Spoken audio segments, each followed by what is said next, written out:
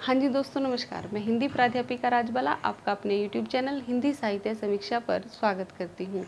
आज का हमारा विषय है द्विवेदी युग, जिसे जागरण सुधार काल भी कहा जाता है। पहले के जो व्याख्यान थे उन सभी व्याख्यानों में मैंने भारतेंदु युग की बात की है और भारतेंदु मंडल के जितने भी कवि थे उनका व्याख्यात्मक विश्लेषण किया है। उन्हें जानने और समझने के लिए आप क्या है मेरे पिछले वीडियो लेक्चर्स सुन सकते हैं, देख सकते हैं और जिनकी प्लेलिस्ट आपको डिस्क्रिप्शन बॉक्स में मिल जाएगी। ठीक है, तो आज का हमारा विषय है द्विवेदी युग, जिसे क्या कहा जाता है, जागरण सुधार काल भी कहा जाता है। सबसे पहले हम इनकी समय सीमा की बात कर लेते हैं कि द्विवेदी युग कब से कब तक माना जाता है। डॉक्टर नगेंद्र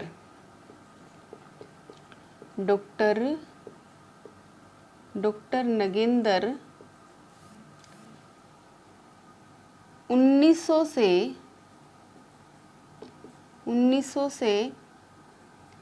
1918 तक के समय को द्विवेदी युग या जागरण सुधार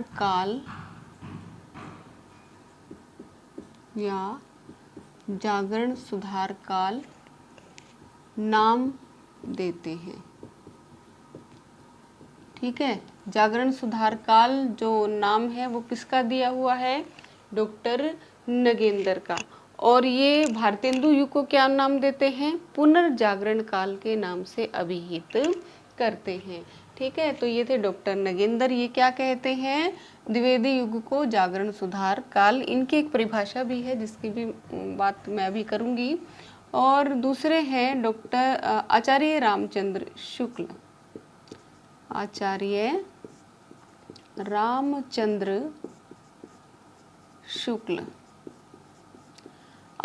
रामचंद्र शुक्ल जो है वो इसका समय मानते हैं 1893 से 1918 ईस्वी तक जो है वो ये द्विवेदी युग का समय मानते हैं।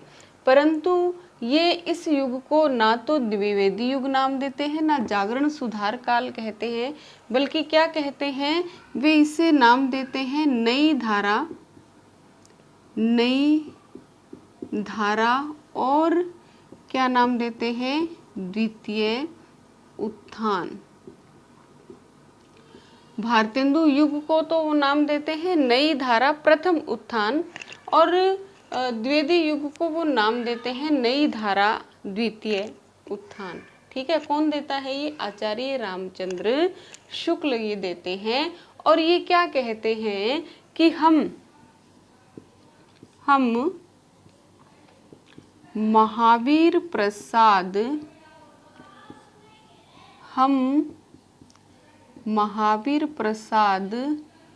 द्विवेदी को पद्य रचना की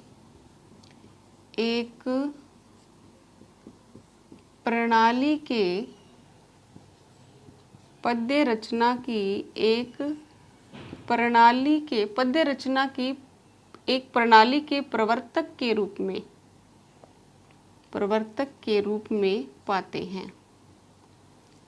कौन कहता है, ये आचार्य रामचंद्र शुक्ल क्या कहते हैं। बहुत इम्पोर्टेंट है ये डेफिनेशन, बहुत बार पेपर में पूछ ली जाती है ये कि पद्य रचना की प्रणाली के प्रवर्तक द्विवेदी युग में किसको कहा जाता है, तो किसको कहा जाता है, महावीर प्रसाद द्विवेदी को कौन कहते हैं, आचार्य रामचंद्र शुक्ल। ठीक है, तो ये बहुत महत्वपूर्ण परिभाषा है, इसको नोट कर लीजिएगा। ठीक है, जैसे कि अभी बताया डॉक्टर नगेंद्र इसका समय कब से कब तक मानते हैं, 1900 से 1918 तक और नाम देते हैं जागरण सुधार काल। द्विवेदी युग को भी वो क्या करते हैं, स्वीकृत करते हैं, परंतु इसके साथ ही जागरण सुधार काल भी इसका नामकरण करते हैं। और आचार्य रामचंद्र शुक्ल जो है इसका समय देखिए, बहुत ध्यान से याद कीजिएगा, कब से मानते हैं? 1893 से मानते हैं और 1918 तक इसकी समाप्ति मान लेते हैं और नई धारा द्वितीय उत्थान के नाम से इसे अभिहित करते हैं। ठीक है, अब बात करते हैं डॉक्टर नगेंद्र की कि डॉक्टर नगेंद्र ने इसे जागरण सुधार काल नाम क्यों दिया, इस युग के विषय में ये क्या कहते हैं। डॉक्टर नगेंद्र क्या कहते हैं? डॉक्टर नगेंद्र के अनुसार मैं यहाँ लिखूंगी नहीं, वो क्या कहते हैं कि हिंदी कविता को, जागरण सुधार काल के विषय में वो कह रहे हैं कि हिंदी कविता को श्रृंगारिकता से राष्ट्रीयता, हिंदी कविता को श्रृंगारिकता से राष्ट्रीयता, जड़ता से प्रगति, जड़ता से प्रगति, रूढ़ी से स्वच्छंदता के द्वार पर ला खड़ा करने में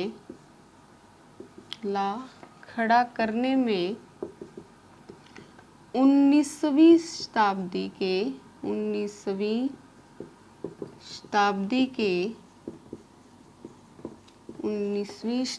के प्रथम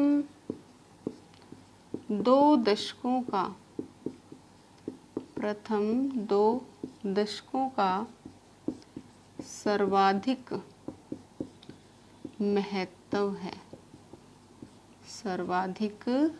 महत्व है। इस युग के या इस काल के पथ प्रदर्शक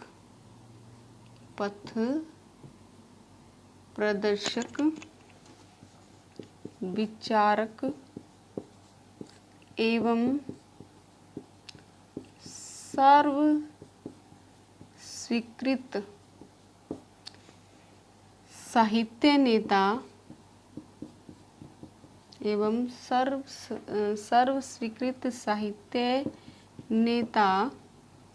महावीर प्रसाद द्विवेदी, सर्वस्वीकृत साहित्य नेता महावीर प्रसाद द्विवेदी के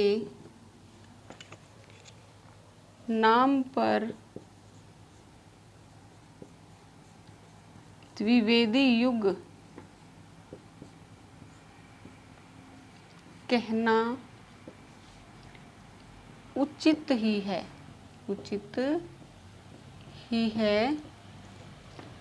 वैसे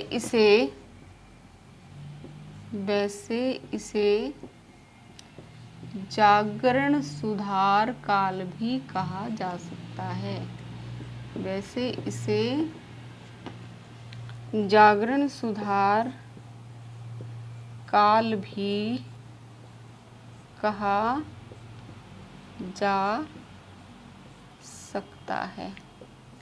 ठीक है, ये कौन कहता है? डॉक्टर नगेंद्र। वो कहते हैं कि हिंदी कविता को श्रृंगारिकता से राष्ट्रीयता, जड़ता से प्रगति, रूढ़ी से स्वच्छंदता के द्वार पर ला खड़ा करने में 19वीं शताब्दी के प्रथम 2 दशकों का सर्वाधिक महत्व है। इस काल के पथ प्रदर्शक विचारक एवं सर्वस्वीकृत साहित्य नेता महावीर प्रसाद द्विवेदी के नाम पर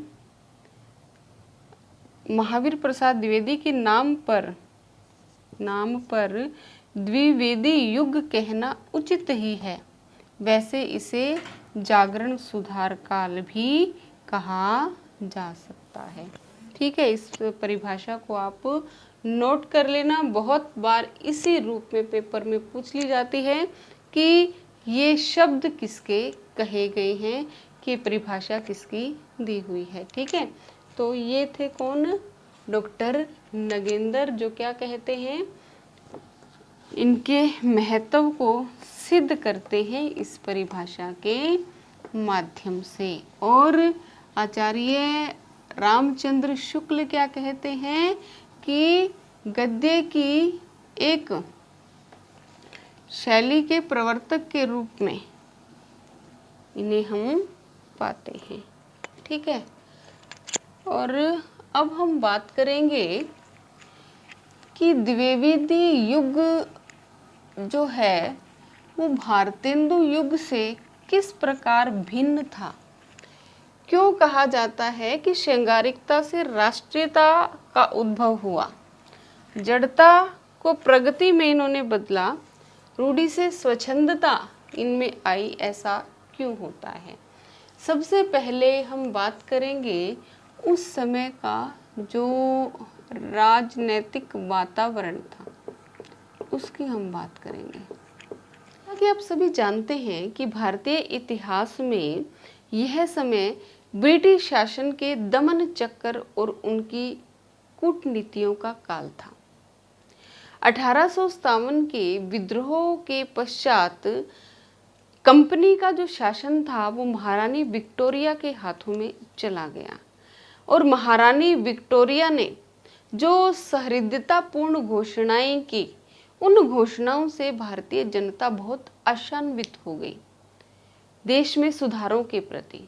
और कुछ सुधार हुए भी, जैसे कि यातायात का साधन, जो यातायात है वो सुचारू हो गया, बिजली की व्यवस्था हो गई, या फिर शिक्षा का प्रचार प्रसार हो रहा था, सिंचाई के साधन उपलब्ध हो रहे थे। मतलब कुछ छोटे मोटे सुधार हुए, परंतु व्यापक रूप से किसी प्रकार की कोई प्रगति, कोई उन्नति नहीं हुई।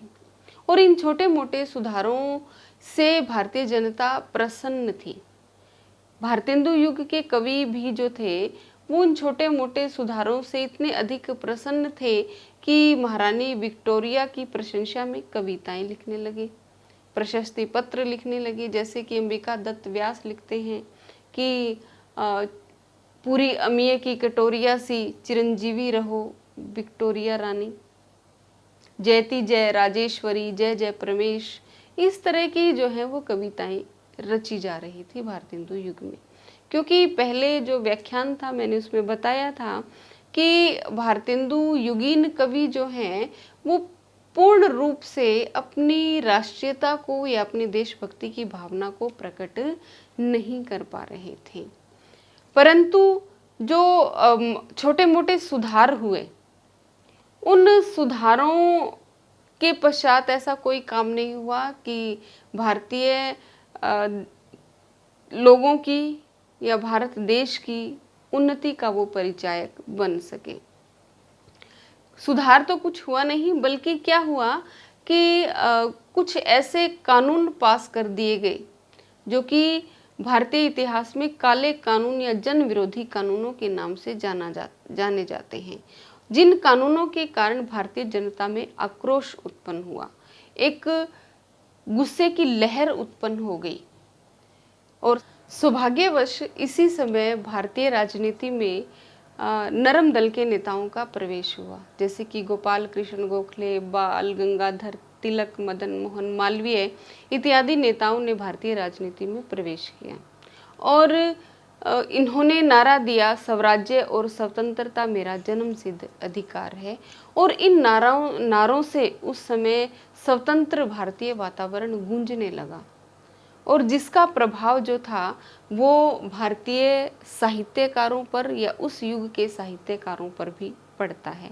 क्योंकि अब कोई भी, जैसे कहते हैं कि साहित्य समाज का दर्पण होता है। भारतेंदु युग के कवि अगर राजभक्ति की कविताएं लिख रहे थे या फिर खुलकर के उनका विरोध नहीं कर पा रहे थे, तो उनके पीछे भी एक कारण था, क्योंकि उस समय भारतीय राजनीतिक वातावरण भी तो उसी प्रकार का था। नरम दल के नेता थे, ज्ञापन या पत्रों इत्यादि के माध्यम से सोच रहे थे कि हमारी समस्याएं हल हो जाएंगी। उसी प्रकार से भारतेंदु युग के कवि उसी प्रकार काम कर रहे थे, शांतिपूर्ण अपना रोष प्रकट कर रहे थे। परंतु द्विवेदी युग में जो है वो गरम दल के नेता आगे, राजनीतिक वातावरण उस प्रकार का था, तो उसी प्रकार की कविताएं रची जाने लगी, उसी प्रकार का साहित्य रचा जाने लगा। तो जैसा समाज होगा वैसा ही क्या होता है, साहित्य होता है। तो अब हम बात कर रहे थे द्विवेदी युग के साहित्य की। तो स्वतंत्रता प्राप्ति की गूंज जो है संपूर्ण भारतवर्ष में गूंजने लगती है, और वही असर जो है वो भारतेंदु युग के द्विवेदी युग के कवियों पर हमें दिखाई देता है। भारतेंदु युग का कवि जो था वो भारत की दुर्दशा पर आंसू बहाकर रह जाता है। जैसे कि भारतेंदु हरिश्चंद्र कहते हैं, आवहु रोवहु मिलहु सब भारत भाई, भारत दुर्दशा न देखी जाई। परंतु इस युग का कवि, द्विवेदी युग का कवि जो है वो भारतवासियों को बलिदान के लिए प्रेरित करता है, आत्म उत्सर्ग के लिए प्रेरित करता है, और उनके मन में ये बात बैठाता है कि गुलामी को सहन करना पाप है।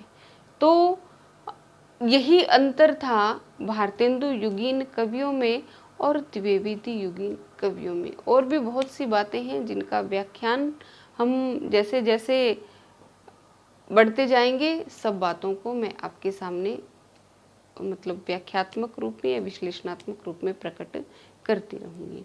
ठीक है, तो ये ऐसा वातावरण था। अब हम बात करते हैं उनकी काव्य धारा कैसी थी। मतलब कि भारतेंदु युगीन और द्विवेदी युगीन कवियों की काव्य धारा में क्या अंतर था। जैसे भारतेंदु युग को आपने पढ़ा, भारतेंदु युगीन काव्य धारा में क्या था कि ये लोग जो हैं वो अभी भी रीति निरूपण कर रहे थे। नायिका भेद, श्रृंगार, भगवत भक्ति ऐसे विषयों से ये अभी भी निकल नहीं पा रहे थे। और इन कवियों ने भाषा के विषय में भी दोहरी स्थिति को अपनाया। गद्य के लिए ये पूर्ण रूप में खड़ी बोली का व्यवहार कर रहे थे, परंतु पद्य के लिए अभी भी इनका रसिक मन जो था वो ब्रज भाषा की माधुरी पर, उसके माधुर्य पर ही मुग्ध था, मोहित था।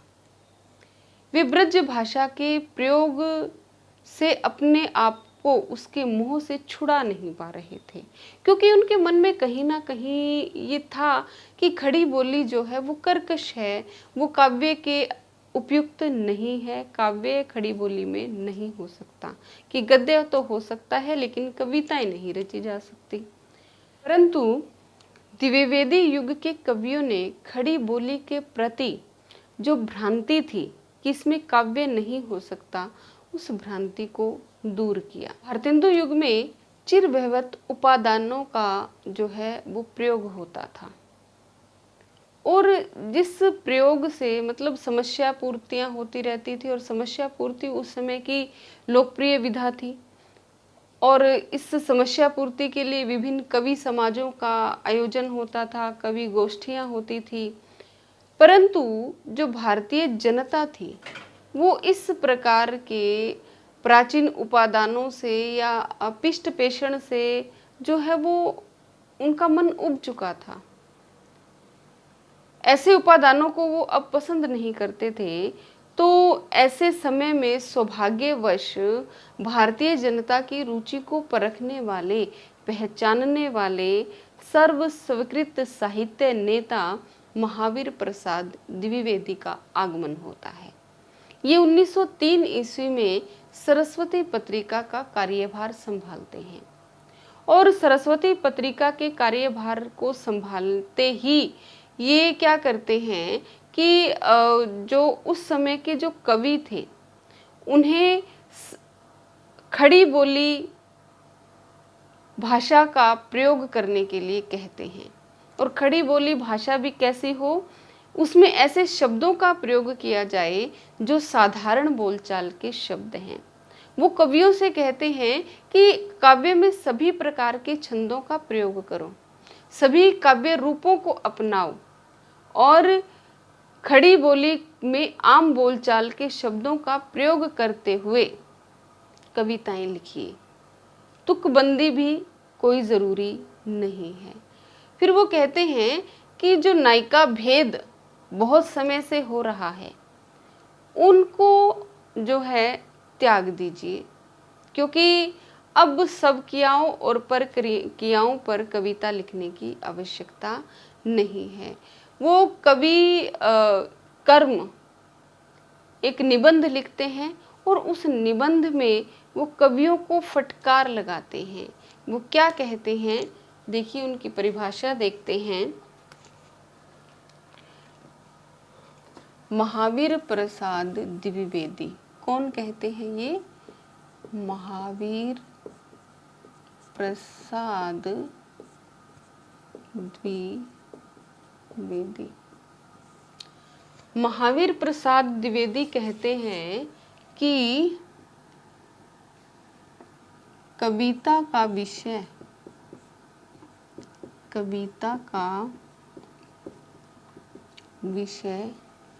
मनोरंजक एवं उपदेश परक होना चाहिए।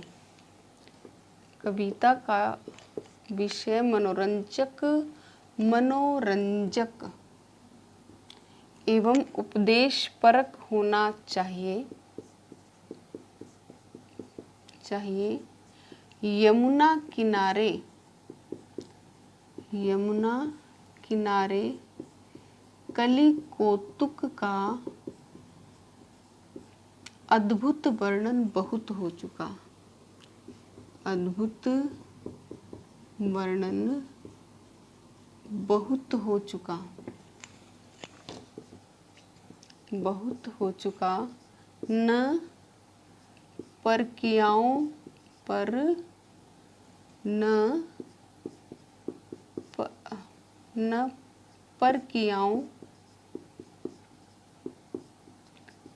न परकियाओं पर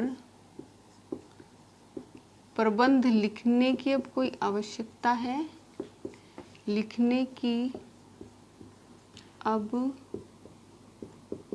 कोई आवश्यकता है, न ही सब क्रियाओं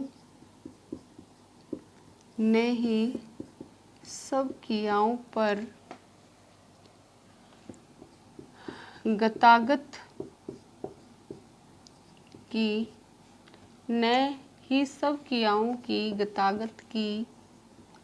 पहेली बुझाने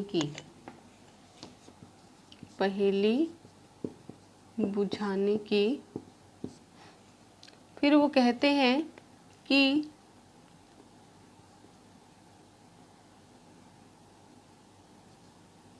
चींटी से लेकर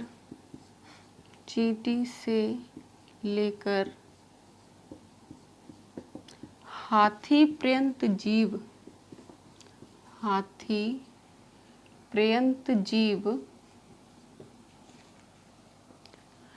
भिक्षुक से लेकर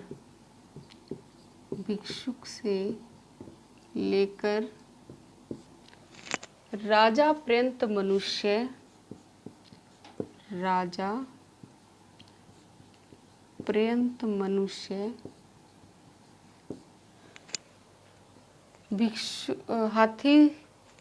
चींटी से लेकर हाथी पर्यंत जीव, भिक्षुक से लेकर राजा पर्यंत मनुष्य, बूंद से लेकर समुद्र पर्यंत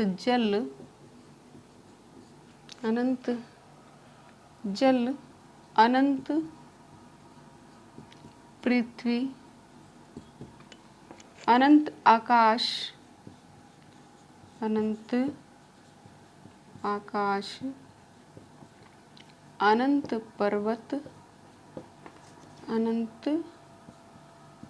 पर्वत सभी पर कविता हो सकती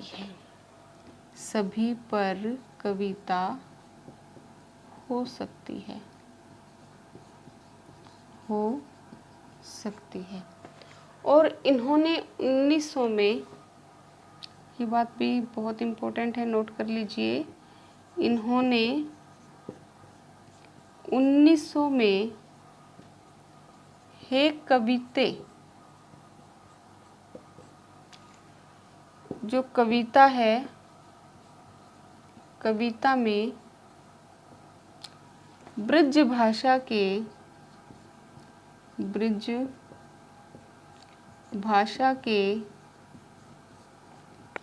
चिर प्रयोग पर, ब्रज भाषा के चिर प्रयोग पर शोभ प्रकट किया। ब्रज भाषा के चिर प्रयोग पर शोभ प्रकट किया कि इतने लंबे समय से ब्रज भाषा प्रयोग में आ रही है, किसी नवीनता के विषय में कवि क्यों नहीं सोच रहे हैं। तो इन्होंने 1900 में हे कविते कविता लिखी और कहाँ प्रकाशित करने के लिए भेजी, ये सरस्वती पत्रिका में, क्योंकि उस समय तक ये सरस्वती पत्रिका का संपादन नहीं कर रहे थे, बल्कि कौन कर रहे थे, बाबू श्याम सुंदर दास कर रहे थे। तो उस समय क्या है, इन्होंने इस कविता को छपने के लिए सरस्वती में भेजा और इसमें ब्रज भाषा के चिर प्रयोग पर उन्होंने क्या किया, शोभ प्रकट किया। तो महावीर प्रसाद द्विवेदी ने जब ऐसा कहा कि कविता का विषय मनोरंजक एवं उपदेश परक होना चाहिए, किसी भी विषय पर, छोटे से छोटे और बड़े से बड़े विषय पर कविता लिखी जा सकती है, तो जो महावीर प्रसाद द्विवेदी हैं, इनकी इस बात का असर उस समय के बहुत से कवियों और लेखकों पर पड़ा। महावीर प्रसाद द्विवेदी ने जब क्या है सरस्वती पत्रिका का पदभार संभाला, तो उसमें खड़ी बोली हिंदी की कोई अच्छी स्थिति नहीं थी। अभी भी वैसी ही जो एक दोहरी स्थिति बनी हुई थी। महावीर प्रसाद द्विवेदी ने सबसे पहला काम क्या किया, सरस्वती पत्रिका को संभालते ही सबसे पहला काम उन्होंने किया कि जब भी कोई लेख, कहानी, निबंध इनके पास छपने के लिए आता था, तो सबसे पहले वो इन निबंधों को पढ़ते थे, उनकी व्याकरणिक त्रुटियों को दूर करते थे और इस त्रुटि शोधन में कभी कभी तो उन्हें पूरा निबंध ही स्वयं लिख जाना पड़ता था, परंतु फिर भी वो इस कार्य से कभी दुखी नहीं हुए, कभी अपने आप को असहज महसूस नहीं किया, बल्कि इस बात का सकारात्मक असर ये हुआ कि एक कवियों और लेखकों की नई पीढ़ी तैयार हो गई, जो महावीर प्रसाद द्विवेदी के संकेतों पर कार्य करने लगी। जैसा वो कहते थे उसी के अनुसार वो काव्य रचना करते थे। चाहे मैथिली शरण गुप्त हैं, चाहे मुंशी प्रेमचंद हैं, चाहे गया प्रसाद शुक्ल स्नेही हैं, मुकुटधर पांडे हैं, लोचन प्रसाद पांडे हैं, ये सारे के सारे क्या हैं, द्विवेदी मंडल के कवि हैं। बल्कि ये भी हुआ कि जो कवि ब्रज भाषा में पूर्णतः पारंगत थे, जैसे कि हरियोध हैं, नाथुराम शर्मा शंकर थे या श्रीधर पाठक थे, जो ब्रज भाषा में बहुत अच्छी कविताएं लिख रहे थे, वो भी महावीर प्रसाद द्विवेदी से इतना अधिक प्रभावित हुए कि उन्होंने ब्रज भाषा में कविता लिखना छोड़ करके वो खड़ी बोली में कविताएं लिखने लगे और बहुत ज़्यादा प्रसिद्ध भी हुए। जैसे हरियोध का प्रिय प्रवास जो है वो खड़ी बोली हिंदी का प्रथम महाकाव्य माना जाता है, जो 1914 ईस्वी में प्रकाशित हुआ। तो इस तरह से जो है वो महावीर प्रसाद द्विवेदी ने क्या है हिंदी साहित्य में खड़ी बोली को उसका स्थान दिलवाया, उसका परिष्कार किया, उसे व्याकरण सम्मत बनाने का काम किया।